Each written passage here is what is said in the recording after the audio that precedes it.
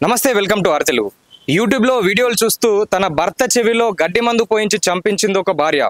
వివరాల్లోకి వెళ్తే కరీంనగర్ జిల్లాలో జరిగింది ఈ ఘటన. కరీంనగర్ జిల్లాలోని స్థానికంగా ఉన్నటువంటి గ్రంథాలయంలో స్వీపర్గా పనిచేస్తున్నాడు 45 సంవత్సరాల సంపత్ అనే వ్యక్తి. ఇక గత 2 రోజుల నుంచి సంపత్ అనే వ్యక్తి అంటే తన భర్త కనిపించట్లేదంటూ అతని భార్య రమాదేవి స్థానికంగా ఉన్నటువంటి పోలీస్ స్టేషన్లో కంప్లైంట్ చేసింది. ఇక పోలీసులు గాలింపు చర్యలు ముమ్మరం చేశారు. తర్వాత సంపత్ 45 సంవత్సరాల సంపత్ అనే వ్యక్తి యొక్క మృతదేహాన్ని కనుగొన్నారు. పోలీస్ స్టేషన్కు తరలించారు. తర్వాత ఎలా చనిపోయాడో, అసలు ఏమైంది అని తెలుసుకోవడానికి ఆ మృతదేహానికి పోస్ట్ మార్టం చేయించడానికి పోలీసులు చూస్తే మాత్రం రమాదేవి పోస్ట్ మార్టం చేయొద్దు అని చెప్పి వారించింది. అసలు చనిపోవడానికి గల కారణాలు తెలుసుకోవాలి కదా, ఎందుకు ఇలా చేస్తుంది అని పోలీసులు కూడా షాక్ గురైనటువంటి ఘటన.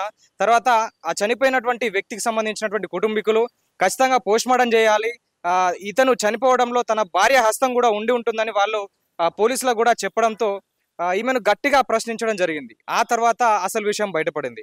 తన భర్త రోజు తాగి వచ్చి తనను టార్చర్ చేస్తున్నాడని, పిడిగుద్దులతో గుద్దుతూ తనను బాధిస్తున్నాడని చెప్పేసి ఎలాగైనా తనను చంపి దీని నుంచి విముక్తి పొందాలని చెప్పేసి ఈమె ప్లాన్ చేసినట్టయితే తెలిసింది.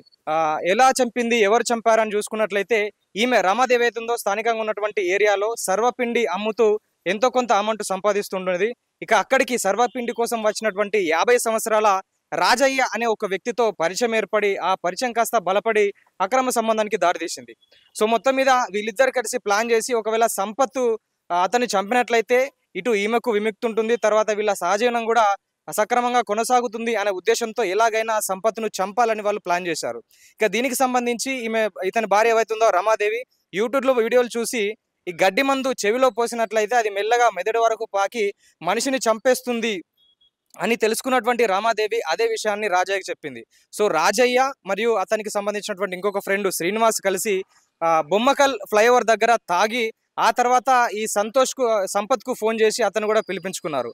సో సంపత్కు ఎక్కువ మందు తాగిపిచ్చి అతను పూర్తిగా కింద పడిపోయే స్టేజ్కి వచ్చిన తర్వాత, కింద పడిపోయిన తర్వాత అతని చెవిలో గడ్డి మందు పోయడం జరిగింది. ఇక అతను చనిపోయిన తర్వాత మళ్ళీ ఏం తెలియనట్లుగానే వాళ్ళు అక్కడికి వెళ్ళిపోయారు.